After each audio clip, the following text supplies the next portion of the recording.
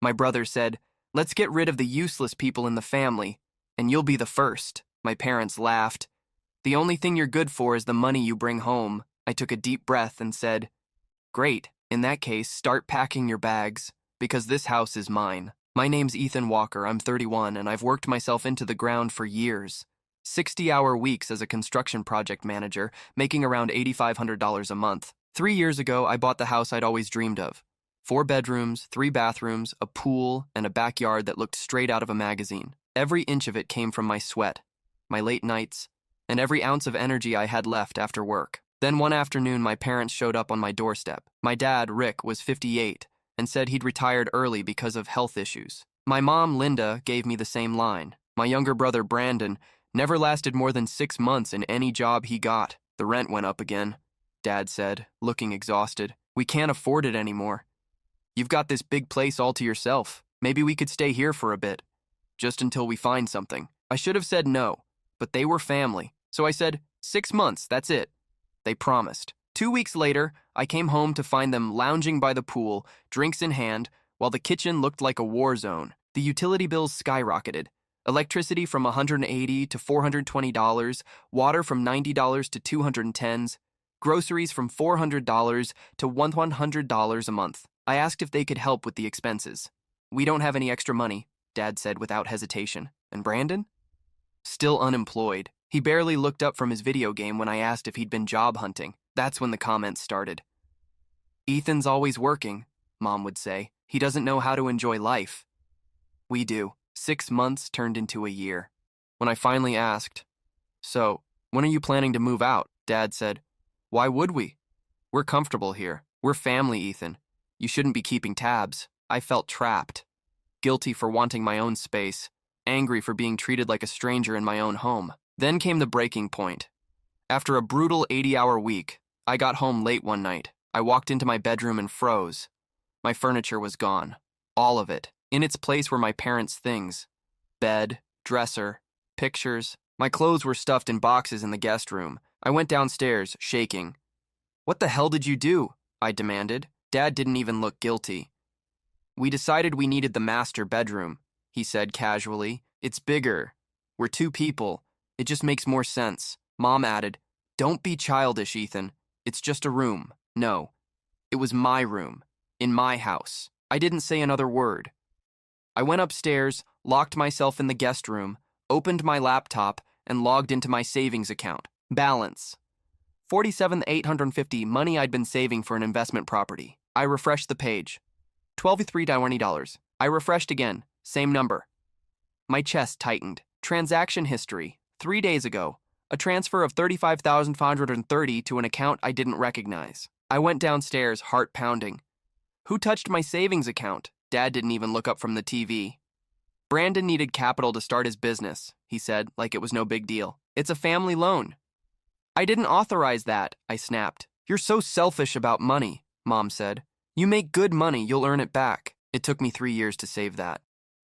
"Brandon will pay you back once the business takes off," Dad replied. "What business?"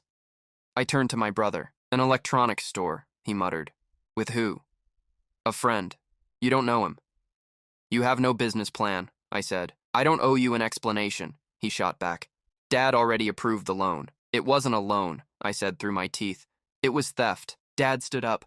"Watch your mouth. We're family. What's yours is ours." "No," I said quietly. "What's mine is mine. I earned it." Mom jumped in. "We gave you a roof when you needed one." "I gave you a roof," I said. "This house is in my name." "Technicalities."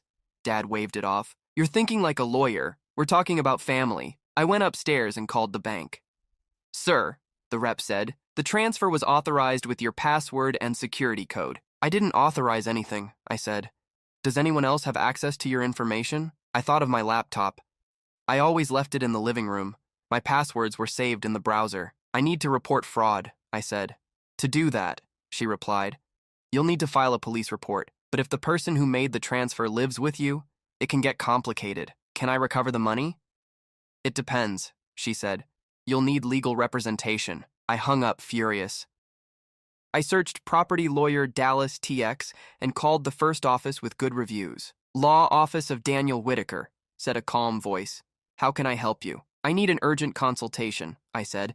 My family's living in my house rent-free. They stole my savings. Can you come tomorrow at 9? I'll be there. That night I didn't sleep. I printed statements, collected documents, and packed evidence. By morning, I was done being the nice guy. When I sat across from Daniel Whitaker, he looked at the papers and said, "You have a strong case. The house is in your name. They don't pay rent. There's no lease. That's grounds for eviction." "And the money? Harder, but possible," he said. "If we prove unauthorized access, we can file for a freeze and potential recovery. How long will it take?" "For eviction, 30 days if they cooperate, 60 if they resist. For the money, maybe 3 to 6 months. I want to start now," I said. "I'll need a $1,000 retainer." I wrote the check on the spot. By the end of the meeting, I finally felt something I hadn't in a long time: control. But I had no idea how ugly things were about to get. Leaving the lawyer's office, I felt lighter than I had in months. For the first time since my parents moved in, I wasn't drowning. I had a plan, and someone who actually knew how to fight back. I drove straight to work. My boss, Mark Evans, called me into his office almost as soon as I walked in. "Ethan," he said, "I got a strange call last night. A man claiming to be your brother said you're mentally unstable and having family problems. He suggested we should keep an eye on you." I froze. "Did he give a name?" "No," Mark said. "But he had your last name." I let out a bitter laugh. "That was Brandon. My family's been staying in my house for free, and when I hired a lawyer to evict them, they started trying to sabotage me." Mark leaned back in his chair. "Do you need some time off?" "No," I said. "If I stop working, I'll lose my mind. But if he calls again, please report it as harassment. You've got my support," he said firmly. "Don't let this break you." That night, as I was reviewing blueprints in my office, a text popped up from an unknown number. "We know you hired a lawyer. Big mistake. You'll regret betraying your family." I took a screenshot and forwarded it to Daniel, my lawyer. He replied almost instantly, "Keep every message. They'll help us in court." The next day, the court messenger arrived at my house with the official eviction notice. I'd arranged to leave work early so I could be there when it happened. I parked in my own driveway and rang the doorbell. Mom opened the door. "Why are you ringing the bell? It's your house." "Exactly," I said. "That's why I'm here, with this gentleman." The messenger handed her the envelope. Bold letters across the top read, "Notice to vacate." They had 30 calendar days to leave the property. Mom's face went pale. "What is this?" "What I should have done a year ago," I said flatly. Dad came out of the living room. "You can't be serious." "You've got 30 days, I said. "You can leave voluntarily or wait for a court order. Your choice." Brandon appeared behind them, scowling. "You're a piece of crap, Ethan." "And you're a thief," I said evenly. "You stole $35,000 from my account. It was a loan," Dad barked. "A loan requires permission. You committed fraud." Brandon stepped forward, fists clenched. The messenger moved between us. "Sir," he said to Brandon, "if you touch him, I'll call the police right now." Brandon backed off, muttering. Mom started crying. "How can you do this to your own parents? We're family." "No," I said. "Family respects boundaries. You just used me." Dad jabbed a finger toward me. "We raised you. We gave you everything. You gave me food and a roof until I was 18. That's called parenting. I've given you free housing for 12 months. We're even." Dad snatched the papers from the messenger's hand. "We'll fight this." "Then spend your money on a lawyer," I said. "You'll lose." That night, I checked into a Holiday Inn 10 minutes from work. A small room, clean sheets, blessed silence. For the first time in a year, I slept through the night. The next morning, while eating breakfast in the hotel restaurant, my phone rang. Daniel. "Your family hired an attorney," he said. "They're asking for a mediation meeting." "What are they offering?" I asked. "To pay $2,800 a month in rent and stay for another 6 months." "No." "Are you sure?" "Legally, that's a reasonable offer. I've spent a year living like a prisoner in my own house," I said. "I don't want their money. I just want my home back and my savings." Daniel paused. "Understood. We'll proceed with the eviction." 2 days later, at the gym near my office, I met Isabel Hart. She was on the treadmill next to mine, earbuds in but no music playing. I noticed she kept glancing at her tablet, some spreadsheet filled with numbers. One page slipped from her folder. I picked it up. "Here," I said. "Thanks," she replied. "Guess it's obvious I'm an accountant." "Numbers kind of give it away," I said, smiling. "I'm in construction management."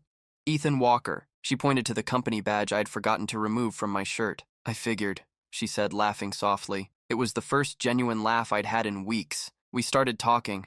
Nothing deep, just gym talk, random life things. But over the next couple of weeks, we kept running into each other.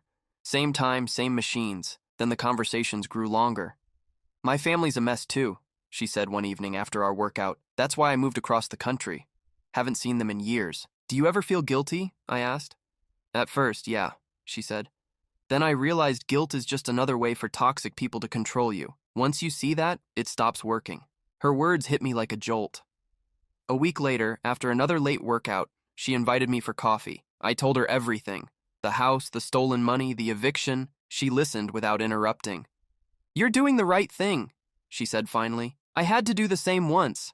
Cut people off to stay sane. What happened with your family? I asked. They wanted me to co-sign a $100,000 loan for my brother's business. I said no. They called me ungrateful, but I paid my own way through college. They didn't spend a dime on me. Still, they thought they owned my success. Did you forgive them?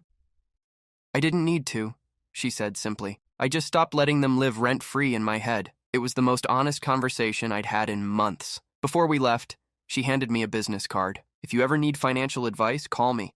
How much do you charge? For you? Nothing. You seem like someone who deserves a break. I smiled. Then I'll take it. On day 23 of the eviction notice, Daniel called again. They filed an appeal, he said. They're claiming you abandoned the home. What? They say you moved out voluntarily and they've been maintaining it. So they have possession rights. That's a lie, I said. I know, Daniel replied, but I'll need proof, bills, receipts, anything showing you paid for everything. I spent that entire night sorting through documents, utility bills, grocery receipts, pool maintenance invoices, property taxes, all in my name, all paid by me. I scanned and sent everything to Daniel. 2 hours later, his reply came, perfect. This will win the case. Day 30, the final day of the notice. I arrived with Daniel and a court officer. Mom opened the door, eyes red and swollen. Please, Ethan, don't do this, she whispered. You had 30 days, I said calmly. We have nowhere to go. That's not my problem. Dad appeared behind her. Son, think about what you're doing. This will destroy us. You already destroyed me, I said, for 12 months. Brandon came downstairs with a suitcase. I'm leaving, he muttered. This place sucks anyway. Where are you going? Mom asked. Renting a room from a buddy. Got a part-time gig at his shop. He walked out without another word. The officer spoke firmly. Ma'am, sir, you have 2 hours to gather essentials. The rest will be cataloged and stored. 2 hours? Mom cried. We've lived here for a year. That's the standard, the officer replied. Daniel motioned for me to step outside. You can still stop this, he said quietly. Are you sure you want to continue? I looked back at the house. The pool, the kitchen window, the life I'd built and lost inside those walls. I'm sure, I said. Let's finish this. An hour and a half later, my parents walked out with 3 suitcases each. Where will you go? I asked. To your Uncle Mike's, Dad said stiffly. At least he understands loyalty. He knows what you did, I said. And if he believes you, that's his problem. They didn't respond. The officer changed the locks and handed me the new keys. Property is now legally in your custody, he said. They left in a taxi. Didn't look back. I stepped inside. The silence was heavy, but for the first time, it was mine. The house was exactly how I remembered it, except empty. I sat on the floor of the living room, pulled out my phone, and called Isabel. It's over, I said. How do you feel? I don't even know. Empty, relieved, angry, all of it. That's normal, she said softly. You just finished a war. Now you rebuild. She came over that night with Chinese takeout and 2 beers. We ate sitting on the floor, surrounded by nothing but echoes. What's next? She asked. I get my money back, fix the house, and start living again. Good plan, she said, smiling. That night, she stayed until midnight. When she left, she hugged me and said, You're going to be okay, Ethan. For the first time in months, I actually believed it. 3 days after the eviction, I ran into Uncle Mike outside my office. No warning, no call. He was just standing there when I walked out of a meeting, hands in his pockets like he'd been waiting for hours. We need to talk, he said. I'm working, I replied. Ethan, your parents are crushed. They're sleeping on my couch. Your mother cries every day. I looked him straight in the eye. And they're still your parents, he said. voice cracking. You can't just turn your back on them. They're two adults who lived off me for a year. They stole from me. They took my room in my own house. Tell me, Mike, what would you have done? He sighed, rubbing his forehead. They made mistakes, but they're family. No, I said. They're users, and I'm done being used. He stared at me for a long time. You're harder than I thought. I learned from the best, I said, walking away. That afternoon, Daniel called. Good news, he said. The judge approved a temporary freeze on your parents' accounts. How much are we talking about? We've recovered $12,000 from your father's account and another $6,000 from a joint account. That's $18,000 total. I exhaled. And the rest? Brandon spent it. Paid off debts, bought a used car, nothing left to seize. Can I sue him? You could, Daniel said, but he doesn't own anything. You'd win on paper and get nothing, so I get half back. Half is better than none, he was right. But it still stung. 2 weeks later, my boss called me into his office again. Ethan, Mark said with a grin, how would you feel about running the new regional branch? I blinked. You're serious? 35% raise, company car, annual bonus. When do I start? Don't you want to think about it? There's nothing to think about, I said. I'm in. I left his office on cloud 9 and immediately called Isabel. Dinner's on me, I said. I've got big news. That night we met at an Italian restaurant near her office. I told her everything. She smiled. You deserve this. You've been through hell and you still got up every day. Come with me, I said impulsively. Come where? To Austin. That's where the new branch is. Her fork stopped halfway to her mouth. Ethan, we've only known each other a month. I know. But you make me feel calm. I haven't felt that in years. She took a sip of wine, watching me carefully. Is this real? Or are you just running away from your family? Both, I admitted. But mostly the first one, she smiled faintly. I'll think about it. 3 days later, she texted, got a job offer in Austin, senior auditor, start in 2 months. Not for you, just a good opportunity, but it helps that you'll be there. I sent a heart emoji. She replied, no cheesy emojis, we're professionals. I laughed out loud in my office. A week before my move, Mom showed up at my house. She rang the bell. I'd changed all the locks. I opened the door. How did you even find me? Your uncle, she said. Please, 5 minutes. I stepped aside.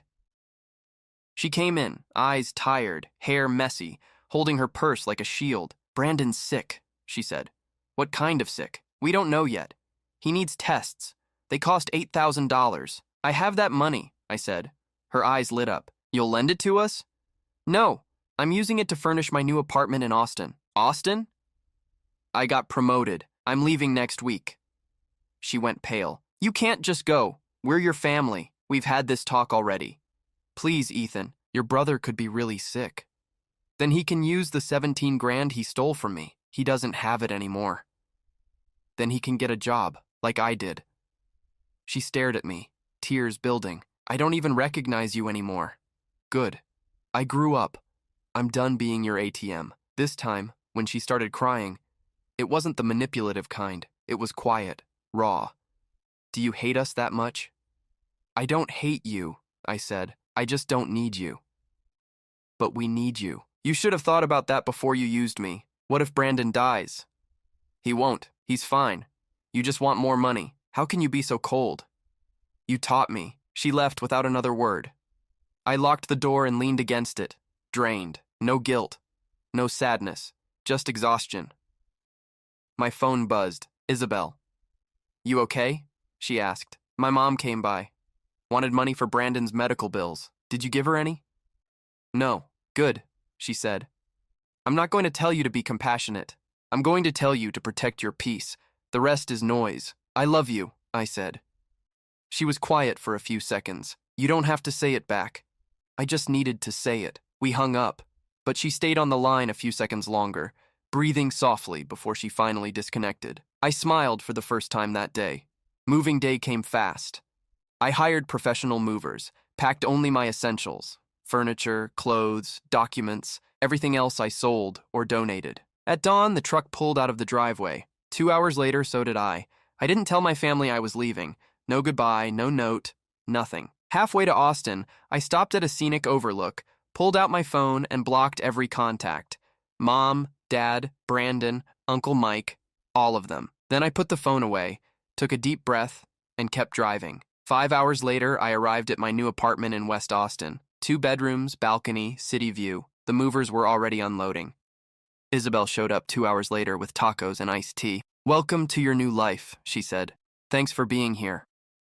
"Where else would I be?" We ate sitting on the floor. "Did you tell your parents you moved?" she asked. "No." "Do you feel bad about that?" "Not at all." "Good." Later that night, after unpacking the basics, she stood by the door about to leave. She kissed me quickly. "Just so you know," she said. "Me too." "Me too what?"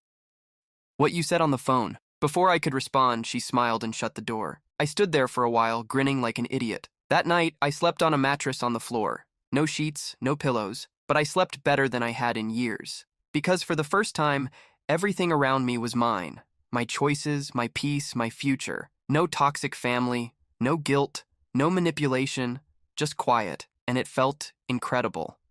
2 months after I moved to Austin, life finally started to feel normal. Work was intense, but rewarding. I'd settled into my new apartment, joined a gym, and Isabel and I were spending more time together.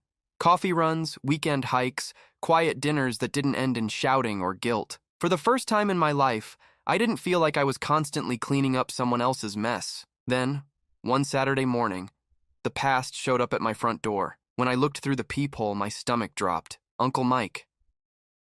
He must have called my office again. They'd told him where I lived. I opened the door halfway, leaving the chain on. "How did you find me?" I asked. "I told your company it was a family emergency." "There's no emergency, and there's no family," I said coldly. "Ethan, please," he said. "Let me in for a minute." I hesitated, then unclipped the chain. Isabel, who had been in the kitchen making breakfast, peeked out. "Who is it?" she asked. "My uncle," I said. She nodded. "I'll stay," she whispered, "if that's okay." "Yeah, stay." Mike stepped in, looking uncomfortable when he noticed Isabel. "I'm Isabel," she said politely. "Ethan's girlfriend." He shook her hand, then turned back to me. "Your parents are still at my place. It's been 3 months. I can't keep doing this." "That's not my problem," I said. "Brandon's been sick," he said quietly. "Hepatitis C. He needed treatment. I lent them $15,000 to cover it." I blinked. 15,000? My stolen money could have covered that. "I know," Mike said. "But it's gone. He spent it years ago." "Then he can pay you back," I said. "Not me. He barely earns enough to eat," Mike said. "Your parents don't work full time. I can't keep paying their bills. You need to help." "No," I said simply. "You don't get it. They created this situation. Not me." Isabel spoke up for the first time. "Did you ever tell them what they did was wrong?" Mike looked confused. "Excuse me?" "When they stole Ethan's savings and lived in his house rent-free, did you ever tell them it was wrong?" "I didn't know the full story," he muttered. "But you know now," she said calmly. "And you're still here asking him to fix it for them. You see the problem?" Mike stared at her, speechless. "She's right," I said. "You're asking me to save people who never took responsibility. Your mom's in therapy," he said softly. "She's medicated for depression." "You really don't feel anything about that?" "I feel like she should have gone years ago, before she raised 2 sons who thought guilt was currency." Mike's face hardened. "You're cruel." "No," I said. "I'm finally honest." He stood up. "They'll end up homeless. There are shelters, programs, options," I said. He looked at me like I was a stranger. "Can you really sleep at night knowing that?" "Better than I ever slept living with them." He left without another word. The door slammed. Isabel came over and hugged me. "You okay?" "Yeah," I said. "Actually, yeah." That afternoon, my phone rang. Unknown number from Dallas. I almost ignored it, but something in me picked up. "Ethan Walker," I said. "Mr. Walker, this is Officer Ramirez with the Dallas Police Department. Your brother Brandon Walker has been detained." My heart sank. "For what?" "Attempted burglary. He was caught breaking into a residence. The homeowners pressed charges. Why are you calling me?" "You're listed as his emergency contact." "Take me off that list," I said flatly. "Sir, he's asking if you can post bail. It's 50,000 pesos. Sorry, about $2,800. I'm not paying it," I said.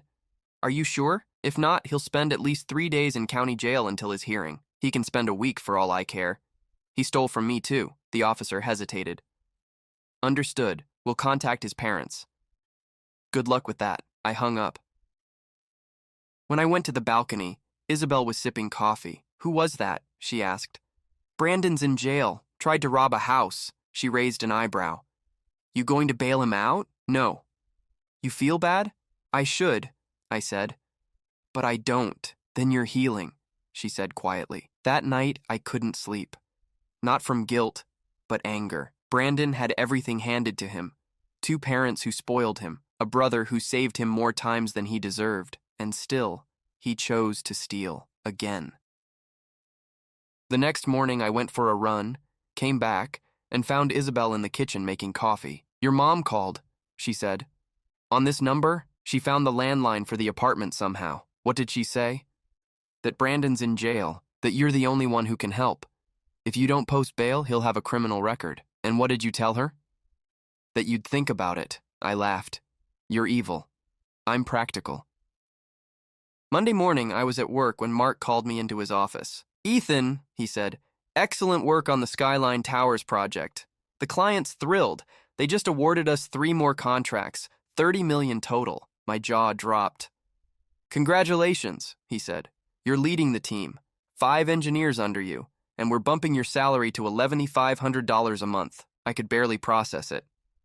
Effective when? Today, he said with a grin. When I left his office, I felt like I was walking on air. I called Isabel right away. Guess what? Another raise. How much? $11,500 a month. She whistled. You're killing it. Dinner's on me tonight. Fancy place. Deal. That night, we went to Alcove, one of the best restaurants in Austin. Wine, dessert, everything. Halfway through dinner, Isabel said, You know what I was thinking?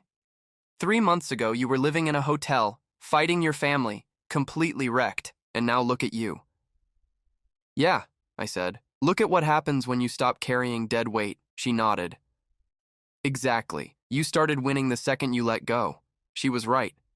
In just 3 months, I'd gained a promotion, peace, and a woman who actually respected me. Isabel, I said. Move in with me. She blinked. What? Officially. Let's find a bigger place together. Ethan, we've only been dating for 2 months. I know. But I know what I want. That's fast. After living through hell for a year, I recognize heaven when I see it. She laughed. That was cheesy. Sorry, won't happen again. It's okay, she said. You get 1 cheesy line a year, so I'll think about it. 2 days later, she sent me a link to a 3-bedroom apartment in downtown Austin. Want to check it out this weekend? Her text read. Absolutely, I replied. We saw it on Saturday. It was perfect. Bright, open, quiet. We signed the lease that same day. The night we moved in, we sat on the balcony watching the city lights. Do you miss Dallas? Isabel asked. Not at all, I said. I miss the house I bought, but not the people in it. And your family? I don't have family in Dallas. I'm serious. So am I said. Family isn't blood. It's the people who show up for you. She reached over and took my hand. You know I love you, right? It was the first time she'd said it out loud. I smiled. Yeah. I love you too. We kissed as the city glowed below us. For the first time in my life, I felt like I was exactly where I was supposed to be, with the right person, in the right place, at the right time. No guilt, no manipulation, no chaos, just peace. And that peace was worth everything I'd left behind. 6 months after moving in with Isabel, life felt steady. I had structure again. Work, gym, dinner, sleep, repeat. No surprises, no late-night drama, no guilt. Then one afternoon, my assistant knocked on my office door. Someone's here asking for you, she said. Says he's your father. The name hit me like a punch. What? He said he's Rick Walker. I told him you were in a meeting, but he insisted on waiting. For a moment, I just sat there, staring at my desk. My heart was pounding. After a full minute, I stood up. Send him to conference room B, I said quietly. When I walked in, my father was sitting at the table, thinner, older, his hands shaking. Ethan, he said. How did you even get past reception? I told them I was your dad. They let me up. They shouldn't have, I said flatly. What do you want? He swallowed hard. It's your mom. She tried to kill herself. My body went cold. When? 3 days ago. Pills. I found her in time. She's alive, but the doctors say she's still not stable. I sat down, not from shock, from exhaustion. Is she in a hospital? Yes. But they said she might try again if her situation doesn't change. What situation? She feels abandoned. She thinks her family doesn't love her anymore. I stared at him. And you came here because you think this is my fault. She's your mother, he said, voice rising. She's broken. You need to talk to her. Give her hope. I didn't break her, Dad. You did. You and Brandon. That's not fair. It's completely fair. You stole from me. You used me. You let him rob my account and called it a family loan. She stood by and said nothing. He slammed his hand on the table. We made mistakes, but this isn't the time for blame. You're right, I said. It's the time for accountability, something you've all avoided for years. He stood up, angry. If something happens to your mother, it'll be on you. No, I said quietly. It'll be on the people who made her life, and mine, miserable. He shook his head, disgusted.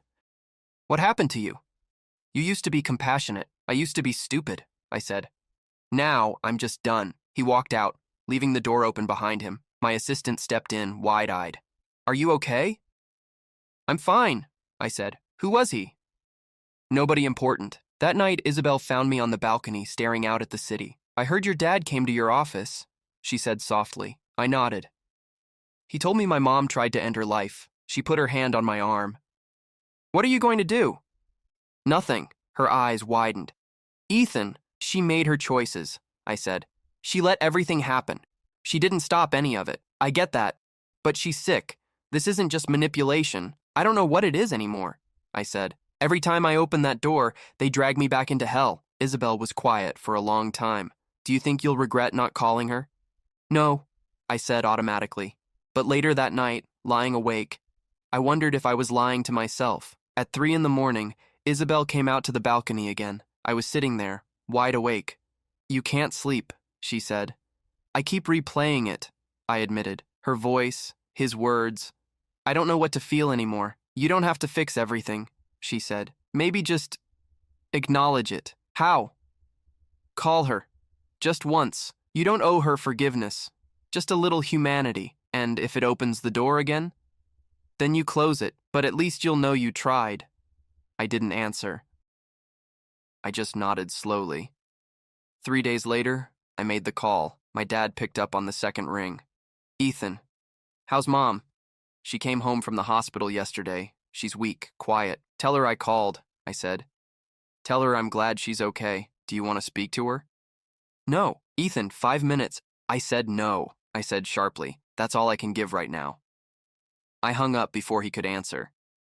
Isabel hugged me when I set the phone down. How do you feel? She asked. Strange, lighter. But also, numb. That's normal, she said. You set a boundary and you kept it. That's what healing looks like. 2 weeks later, my phone buzzed again. Uncle Mike. Your mom wants to see you, he said. I'm not going back to Dallas. She's doing better. Therapy 3 times a week. Medication's working. She wants one meal. Public place. Isabel can come. I looked over at Isabel, who was reading on the couch. She glanced up. What is it? Mike wants me to have lunch with my mom. Do you want to? She asked. I don't know. Then say yes, she said softly. If it goes bad, we leave. But at least you'll know. I sighed. Fine. Saturday, noon. I pick the restaurant. If she starts guilt-tripping, I'm done. Fair, he said. She'll agree. Saturday came. I chose a quiet cafe in a busy shopping district. Open, public, impossible to cause a scene. Mom arrived right on time with Uncle Mike beside her. She looked smaller somehow, thinner, gray streaks in her hair, no makeup. Ethan, she said softly. Mom. We sat across from each other. Isabel sat beside me, Mike beside her. For a while, no one spoke. Then Mom finally said, Thank you for coming. You've got 30 minutes, I said evenly. She nodded. I wanted to say I'm sorry. For what, exactly? For everything. For living in your house. For letting your father take over. For not stopping Brandon. For making you feel like you weren't enough. The words were right, but the tone, it felt practiced. Your therapist told you to say that? I asked. She helped me understand what I did wrong, Mom said quietly, but the words are mine. What about Dad? He's trying too. He didn't come because he knew you didn't want to see him. I don't, I said. I'm not asking for forgiveness, she said. Just a chance to be better. Maybe one phone call a month. No money, no guilt, no manipulation, just updates. Isabel spoke softly. And if Ethan says no? Mom turned to her. Then I'll respect that. Really? I asked. You won't send Mike or show up at my office again? No. If you say no, it's no. I studied her face. For once, she looked like she meant it. And Brandon? I asked. He's still in prison, she said, voice trembling. 5-year sentence. He doesn't want visitors, probably for the best. We ate mostly in silence. The food was good. None of us tasted it. Before leaving, Mom asked quietly, Is he happy? Isabel smiled. Very. We take care of each other. Mom nodded, eyes glassy. That's all I ever wanted. When we stood to leave, she asked, Can I hug you? I shook my head. Not yet. She nodded. I understand. She got in the car with Mike and left without another word. On the drive home, Isabel asked, How do you feel? I don't know yet. That's okay, she said. You don't have to decide tonight. That night, lying in bed, I stared at the ceiling, listening to Isabel's slow breathing beside me. For the first time, I realized I wasn't angry anymore. Not at them, not at myself. Maybe forgiveness wasn't a moment. Maybe it was a slow release, one quiet breath at a time. A year after that lunch, my life looked nothing like it used to. I'd been promoted again, director of regional operations, making $13,000 a month. 10 engineers reported to me. Isabel and I had bought our own condo in Westlake, just outside Austin. 2 bedrooms, glass balcony, and sunlight pouring through every morning. We'd built a routine. Breakfast together, gym 3 times a week, dinner at home unless one of us had late meetings, weekends exploring hill country or catching live music downtown, and once a month, I'd call my mom. Nothing deep. 15 minutes max. She told me about her new job at a small cafe. I told her general updates about work. We didn't talk about the past. Dad never got on the phone. I didn't ask about him. It worked. It was distant, but peaceful. Then one Thursday, Mom called outside our usual schedule. Hey, I said. You okay? Her voice was shaky. Your father had a heart attack. The words froze me. Is he alive? Yes. But the doctors say he needs bypass surgery. It costs around $14,000. He doesn't have insurance. What about the public hospital? 6-month waiting list. He can't wait that long. Ethan. We need help. I leaned back, staring at the ceiling. Why are you calling me? Because we don't have enough. We've raised half through loans and family. We're still short. So, you're asking me for money. Please. It's life or death. Mom, everyone dies eventually, I said quietly. That doesn't make it my responsibility. She went silent.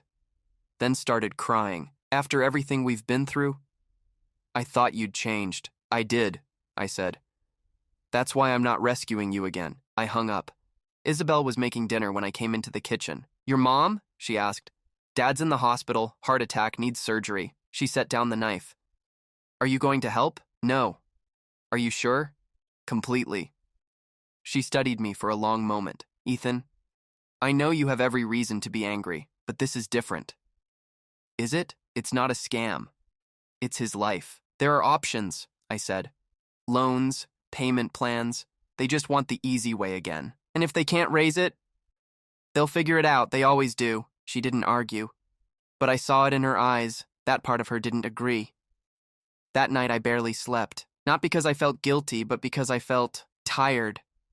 Tired of being tested. Tired of proving to myself that I was over them. The next day, Uncle Mike called. Ethan, listen. Your dad's not doing well. They need the surgery this week. I already told Mom no. He'll die if they don't do it. That's not on me, Mike. You're crossing the line between boundaries and cruelty. No, I'm not. I'm protecting my peace. There's a difference. They've already sold the car.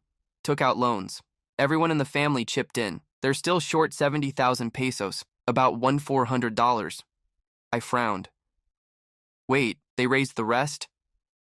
Yes. The entire family helped. Even the neighbors. I said nothing. For once, they're actually trying, he said. They're not asking for a handout, just the last piece to make it happen. I sat there for a long time after hanging up. Then I called Daniel, my lawyer. I need to send money to someone, I said, but I want it to be a loan contract, legally binding. How much?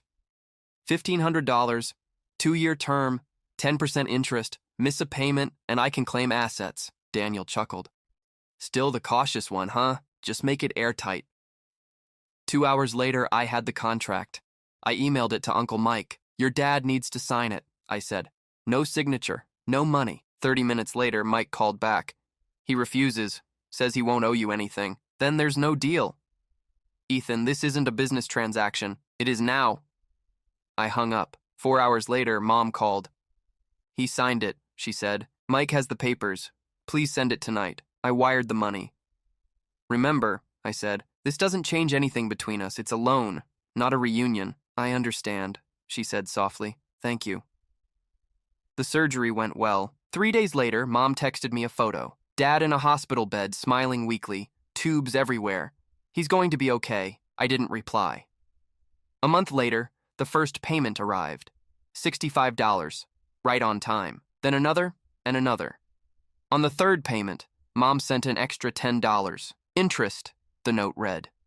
Every month, without fail, they paid. For the first time, they were keeping their word. 9 months later, Isabel and I got engaged. A small dinner at home, no big gestures, no family, just peace. Are you going to tell them? Isabel asked eventually. I don't know. Are you inviting them? Definitely not. Then wait, she said. You'll know when you're ready. A month later, Mom's payment came with a handwritten note. Your father says thank you for the loan. He knows he didn't deserve your help, but he's proud of the man you became. Not because of him, but in spite of him. I read it 5 times. Didn't reply, but I saved it. When Isabel read it, she smiled softly. What are you going to do? Keep living, I said. That's all I ever wanted. That night, as I lay in bed, I thought about everything. The house, the stolen money, the anger, the years wasted trying to earn love that was never real. And for the first time, I didn't feel bitterness. I felt peace. Not forgiveness, not connection, just peace. And that was enough. 2 years after moving to Austin, Isabel and I got married. It wasn't a big production. Just 30 people in the garden of a small boutique hotel on the edge of the city. White lights strung through oak trees. A local band playing acoustic covers. And enough food for everyone to leave smiling. No drama. No guilt. No tension. Exactly how I wanted it. I sent one invitation. To my mother, not to my father. Not to Brandon. Isabel asked if I was sure. Yeah, I said. Mom earned it. She's paid every month, hasn't asked for anything, and kept her word. When Mom arrived, she looked simple but elegant. Light blue dress, hair pinned up, no jewelry except a small silver necklace. Thank you for inviting me, she said quietly when we greeted her. Thank Isabel, I said. It was her idea. Isabel smiled. Every son deserves to have at least one parent there. During the ceremony, Mom cried quietly.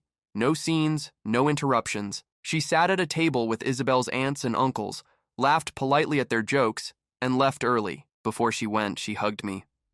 Are you happy? She asked. I am. That's all that matters, she said. Then I did one thing right. She started to walk away. You did something right today, I said. She smiled faintly, nodded, and left in a taxi. When Isabel came over, she took my hand. That was the right call, she said. I think so too, I replied. And just like that, the day ended exactly how it began, peaceful. 3 months after the wedding, I got an email from the corporate headquarters of my company. They were offering me a new position, Vice President of Operations. The catch? It was in Dallas, the city I'd sworn I'd never go back to. Are you going to take it? Isabel asked over dinner. I don't know, I admitted. It's a big step, she said, and it's not like you'd be going back to the same life. Still, I said, staring into my glass, it's complicated. She smiled.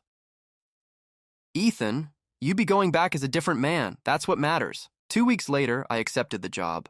We moved to uptown Dallas, into a modern house with 3 bedrooms and a small yard. I'd sold my old house years earlier, made $200,000 from it, enough for a solid down payment on the new one. The first night there, Isabel asked, Think your parents will call now that you're back? Maybe, I said. But the rules don't change. They didn't call, at least not right away. 3 weeks later, Mom texted, "Can I come by for coffee? Just me." 1 hour, I replied. She came on a Sunday afternoon with a homemade pie. She didn't say much, just looked around the house and smiled. "It's beautiful," she said. "You did well." "Thanks," I said. "Want some coffee?" She nodded. We sat at the kitchen table like strangers learning to talk again. "Your dad's different now," she said after a while. "He's humble, working part-time as a night guard." "I'm glad he's working," I said carefully. "He'd like to visit sometime." "Not yet," she nodded. "That's fair." When she left, she handed me an envelope. "The last payment," she said. "We finished the loan." I opened it. Inside was a small stack of bills, $65 plus an extra $10. "What's this?" "Interest, like the contract said, and a little extra, for helping us even when you didn't have to." "It wasn't help, Mom. It was business, for you," she said softly. "For me, it was grace." She smiled, sad but genuine. "You're stubborn. You get that from me." "Guess I do." She got into her modest used car, one they'd bought with their own money, and drove away. I stood in the driveway long after she was gone. When Isabel came out, she asked, "You okay?" "I think so," I said. "Just feels strange." "Closure always does," she said. A month later, my assistant told me someone was waiting in the lobby. When I walked out, my jaw clenched. Brandon. Thinner, quieter, older. He stood when he saw me. "Hey, what are you doing here?" "I wanted to see you, and to give you this." He handed me a small envelope. Inside was 5,000 pesos, around $300. "What is this?" "The first payment," he said, "for what I stole." I stared at him. "Brandon, it's been 3 years." "I know, but in prison, I had a lot of time to think. I work in a construction shop now. I save what I can. I don't expect forgiveness. I just need to make it right." "You don't have to do this," I said. "I do," he said firmly. "I can't move forward if I don't." He looked different. Not the lazy, smug kid who thought the world owed him. This version had scars, both visible and not. "How much do you make?" I asked. "About $120 a week. I live with Mom and Dad. Pay rent, go to therapy twice a week. Court order. Still clean?" "Yeah, 2 years." I put the envelope in my jacket pocket. "I'll accept this," I said. "But not because I need it, because you need to give it." "Fair," he said. "Why'd you do it?" I asked quietly. "Why take my money back then?" He hesitated. "Because I could. Because Mom and Dad always said, 'What's yours is ours.' I never learned where the line was." "And now?" "Now I know everything has a price, and I've paid mine." He nodded once, then left. Didn't ask for anything. Didn't even look back. That night, I told Isabel, "Are you going to take his money?" she asked. "I already did. But I'll give it back when he finishes paying everything. He needs the lesson more than I need the cash." She smiled. "You're better than you think." "No," I said. "I just finally understand what winning really means, which is not revenge, just living better than before." She leaned against me. "That's the best kind of victory." 6 months later, Isabel told me she was pregnant. When we held the first ultrasound photo, I cried. Not from fear, but from peace. We called my mom that night. She cried too, but not in a manipulative way. "Can I meet her when she's born?" "Yes," I said, "with boundaries." "Whatever boundaries you need," she said softly, and for the first time in my life, I believed her. 6 months later, Isabel gave birth to our daughter, Emma Grace Walker. I'll never forget that moment. The tiny cry, the warmth of her against my chest, the way Isabel smiled through exhaustion, whispering, "We did it." For the first time in my entire life, I felt pure, unfiltered peace. No guilt, no noise, no chaos, just love, quiet and real. My mom visited the hospital the next day. She stayed for 1 hour, exactly as agreed. She didn't come with gifts or advice, just tears. "She's perfect," she said, holding Emma gently. "You're a good man, Ethan. A better father than I ever was a mother. You did your best," I said. She smiled. "No, but I'm learning to forgive myself for that." When she left, Isabel turned to me. "That was healing." "Yeah," I said softly. "It really was." 6 months later, Emma was crawling, babbling, and completely ruling the house. Life was full but peaceful. Diapers, meetings, sleepless nights, laughter, everything that mattered. Then one afternoon my phone buzzed. "Mom." "Hey," I answered. Her voice was trembling. "Your dad's in the hospital. Another heart attack. Not as bad this time, but it scared him. He wanted me to call. Is he okay?" "He's stable. He just wanted you to know." "Does he need money?" "No," she said quickly. "I swear he doesn't want anything. He just wanted you to know." 2 days later, I went, alone. Isabel stayed with Emma. When I walked into the hospital room, Dad was awake, tubes in his arms, monitors beeping quietly. He looked up, shocked. "Didn't think you'd come." "Me neither," I said. He gave a weak laugh. Still the same mouth. "Still the same heart attack," I said. He chuckled, then coughed. "Yeah, well, guess some habits die hard." Silence filled the room for a while. Finally, I asked, "You need anything?" He shook his head. "Your mom's handling it. She's stronger now, more than me, honestly." I nodded. "Good." He looked at me, eyes watery. "Ethan, I read your letter." "I didn't send you a letter." "No. Mine. The one I sent last year. You didn't answer. I didn't know what to say." "You don't have to say anything," he said quietly. "I just needed you to hear this. I don't expect forgiveness, but I regret everything. Every stupid choice, every word that made you feel small. You were enough, always were. I just wasn't." I sat down. For the first time in years, I saw him. Not the manipulator, not the liar, just a broken old man facing himself. "I can't forgive you," I said. "Not yet. Maybe never." He nodded slowly. "That's fair." "But," I added, "I can see you're trying." "That's something." He smiled faintly. "It's enough." As I stood to leave, he whispered, "Can I meet Emma someday?" "Someday," I said. "But not yet," he nodded again. "I'll wait." When I got home, Isabel was in the living room with Emma on her lap. "How was it?" she asked. "Hard," I said, "but necessary." "You feel better?" "I feel free." I picked up my daughter. She smelled like lavender and baby lotion and something I couldn't quite name. Maybe peace, maybe the future. "Hey, princess," I whispered. "You have no idea how hard it was to get here." Isabel wrapped her arms around us. "You did it, Ethan. You really did." "Not forgiveness," I said. "Not yet." She smiled. "Peace counts too." And she was right. It wasn't about revenge or proving anyone wrong. It was about building something real, something they could never take away. Not a house, not money, but a family built on respect, calm, and boundaries. That was my victory, my empire, not built on guilt, but on freedom. Years later, when Emma was 5, she asked me, "Daddy, do you have a family?" I smiled. "I do. You and Mommy." "No, I mean like your mommy and daddy." I paused. "Yeah, sweetheart, I have them too. Do you see them?" "Sometimes," I said. "Not a lot." "Why not?" I looked at her.